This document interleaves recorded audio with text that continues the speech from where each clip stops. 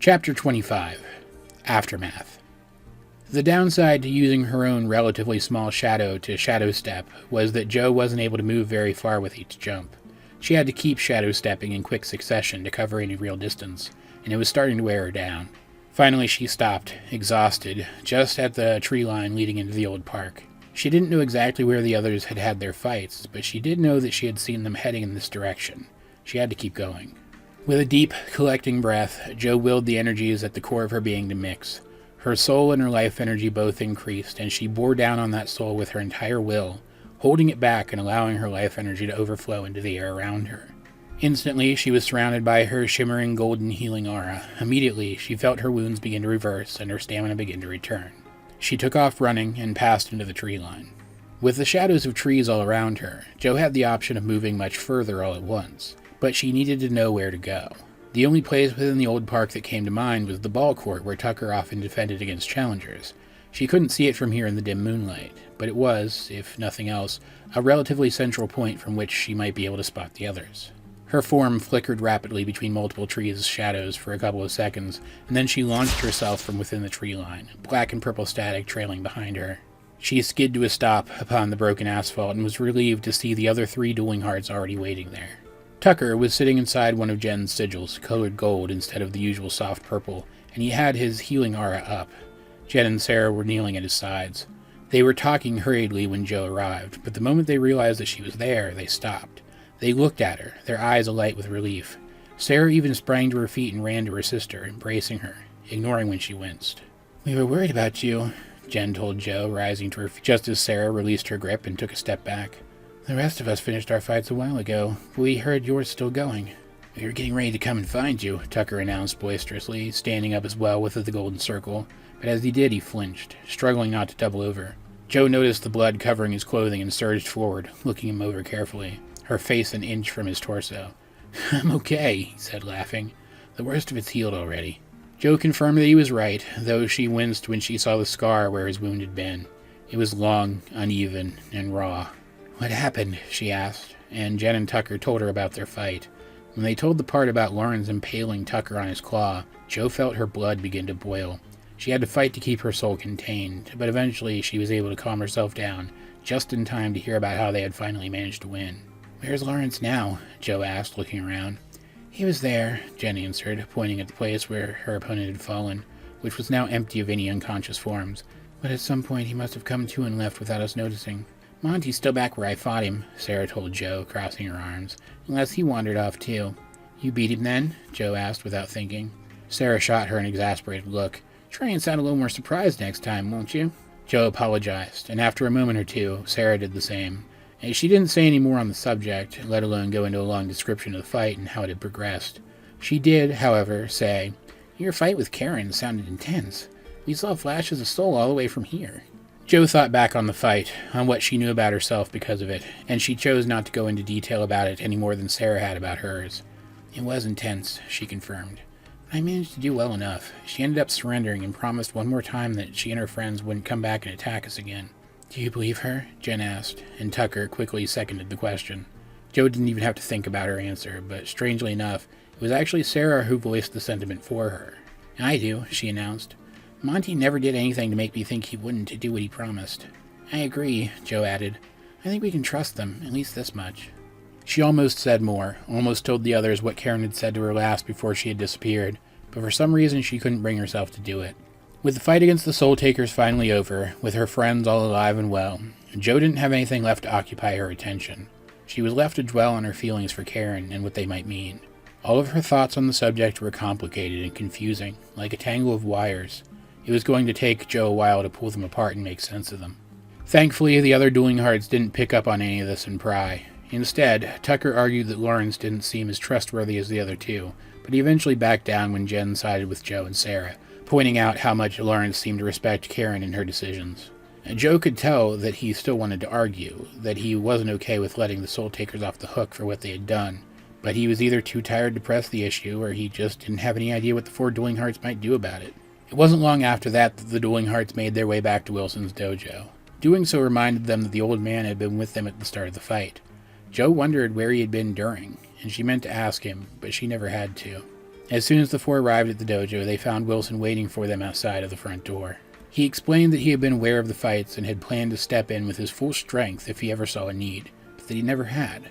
Tucker briefly mentioned that he had literally been impaled, and Wilson replied, "You look all right now."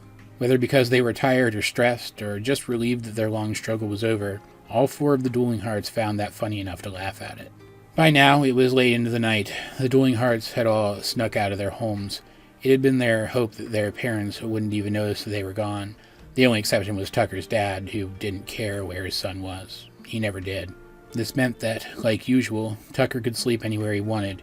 He had already made plans to crash at Joe's place. She kept a sleeping bag in her closet for such occasions. Jen, however, had to get home before her parents woke up and she was missed. It was too late for her to catch a bus, so Wilson, who didn't have a car of his own, called her a cab and even insisted that he ride with her to make sure she arrived safely. Meanwhile, Joe, Sarah, and Tucker walked the short distance back to Joe's and Sarah's house. They made their way inside as quietly as possible so as not to wake Shannon, who played her part well, ignoring the three of them as they entered and even pretending to sleep when Joe looked in on her. Sarah went to sleep immediately. Joe and Tucker took a little extra time first to find a place to hide Tucker's bloody clothes. Luckily, he often kept a spare set of workout clothes at Joe's house should he ever need it so close to the park. The following morning, Joe and Tucker hobbled downstairs to find Sarah and Shannon already awake and beginning their day. Shannon was completely unsurprised by Tucker's presence, of course, not only because she had been aware of their fight, but because of just how often Tucker was there. The four of them carried on a pleasant conversation, not a single one of them mentioning the previous night's escapades. They ate breakfast together, and when they were done, as she carried their dishes to the sink to give them a quick washing, Shannon announced, "I wanted to let you girls, and Tucker too." She looked over her shoulder and smiled at their guest. "I wanted to let you know that I had to reschedule my class with Kimmy this week. She's coming over today. In fact, she should be here within the hour." There was a pause where the only sounds were the clanking of dishes and the rush of flowing water. Finally, Shannon continued, "So, what are your plans for today?" "I need to head home," Tucker answered, standing up and stretching as best he could. It was obvious to everyone in the room that he was still hurting. When he noticed that Shannon had noticed, he said, "I took a pretty nasty hit in a recent fight. It's still bothering me a little." "I can take a look at that," Shannon offered, rinsing the last dish and setting it aside to dry. "No, that's okay," Tucker replied, doing his best not to sound nervous. "I got it under control. Promise." "All right," Shannon conceded. She, Joe, and Sarah said goodbye to Tucker, and he left. "What about you two?" Shannon asked, sitting down with them. "You have practice? Training?" "Actually," Sarah said, speaking carefully as if her words might trip her, "I was wondering if I could sit in with you and Kimmy, if you don't mind." Shannon's eyes lit up and she smiled. "Of course not. You know you're always welcome. The same goes for you too, Joe." Joe frowned. "I wouldn't get anything out of it even if I did." "Oh, you don't know that," Shannon replied. "You may not be able to learn my specific techniques, but the principles behind them might be useful to you. You'll never know unless you give it a try." Joe wasn't sure. She looked over at her sister. Their eyes met, and Sarah smiled at Joe encouragingly. Though that didn't quell her uncertainty completely, Joe let out a resigned sigh. "All right, but I need to stop by Wilson's at some point, too. Do some of my kind of training." "Excellent," Shannon announced and rose to her feet. "I'll get the training area ready for the four of us." She walked away, leaving her daughters sitting together in silent understanding. Kimmy arrived about 40 minutes later, and the four of them got to work.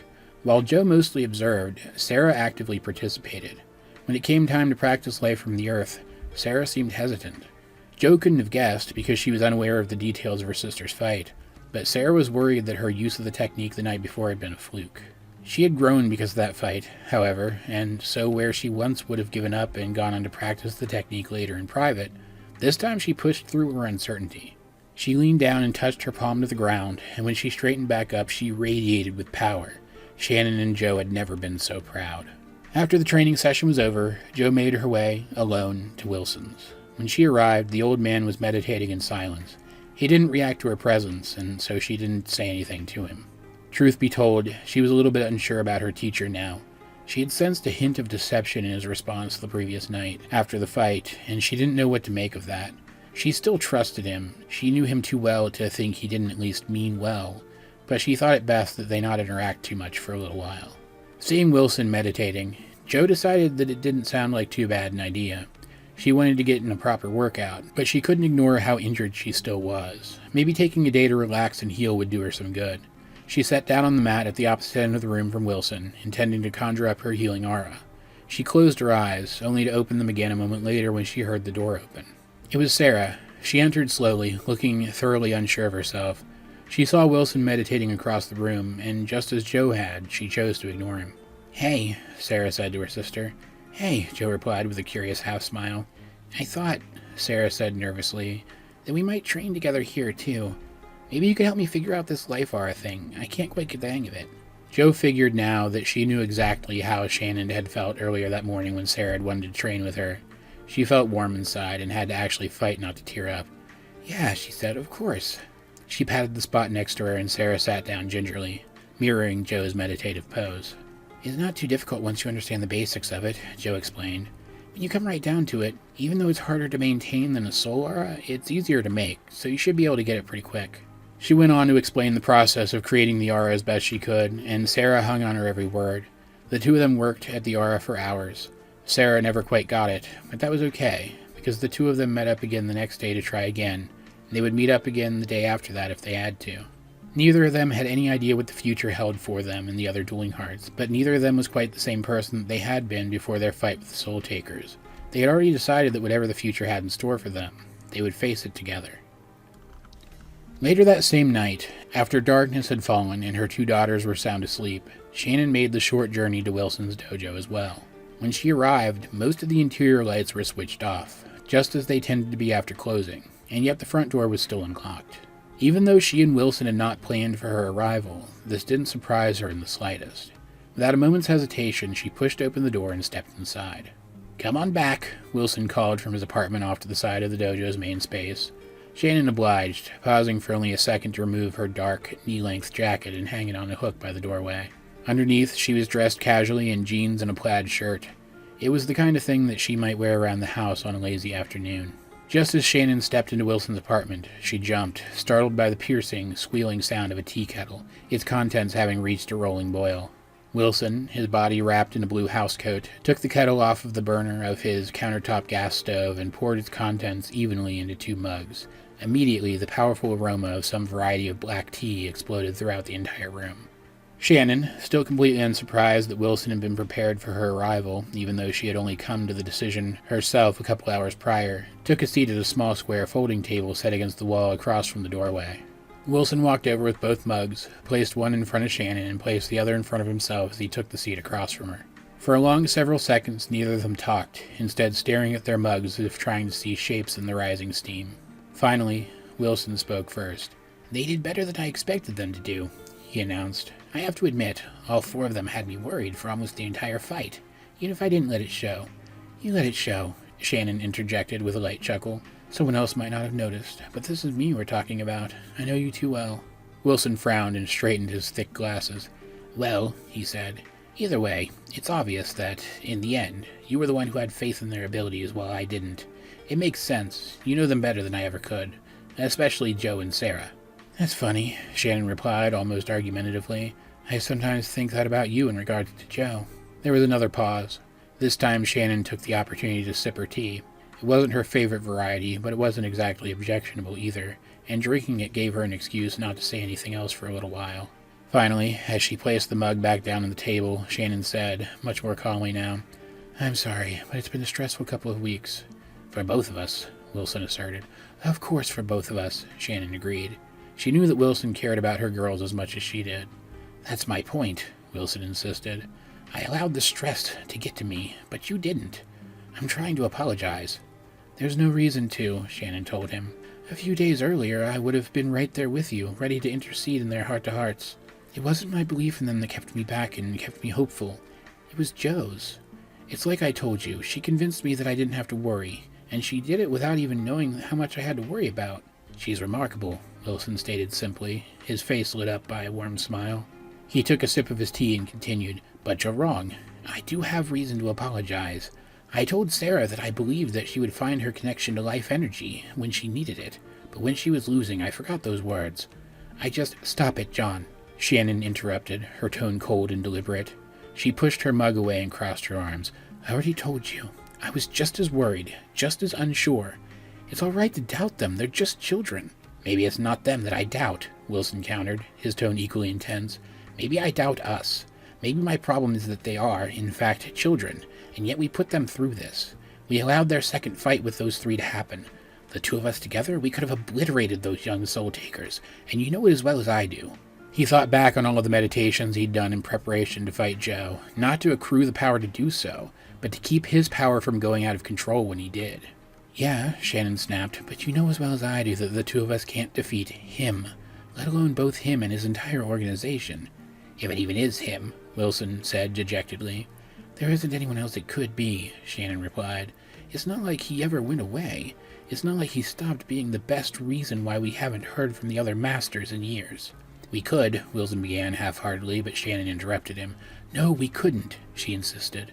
You were there, she said in an oddly suggestive way. You felt what his power does to anyone who isn't like him. She stared down into her cup, reaching up and wiping a single tear from the corner of her eye. Wilson clenched his fists, but he didn't say anything.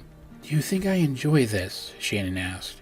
Do you think I enjoy the thought that my girls might have to fight that monster?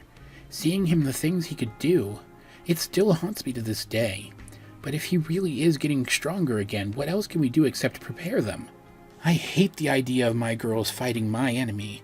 This whole thing is my responsibility as much as anyone else's, and I can't do anything about it. I have to just sit back and wait and hope that one day Joe or Sarah or one of the others will be able to do what I can't, and that they'll survive doing it. She stood up and started for the door, the contents of her half-empty mug completely forgotten. I have to get them ready, John, and I need your help to do it. It's as simple as that. Is that what Tom would have wanted? Wilson asked darkly. Shannon stopped abruptly in place, almost as if his words had left her petrified. Finally, after another long pause, she answered. Her tone was layered with sadness, and she was saved from crying only by virtue of how much this very topic had made her cry already. How should I know what Tom would want? Wilson nodded, and a sad half-chuckle escaped his lips. I promise, he said, to help them in whatever way I can. I hope that goes without saying. Shannon didn't look back. She took a few moments to collect herself, nodding ever so slightly, and then made for the door, being sure to recover her jacket on the way before disappearing swiftly into the night.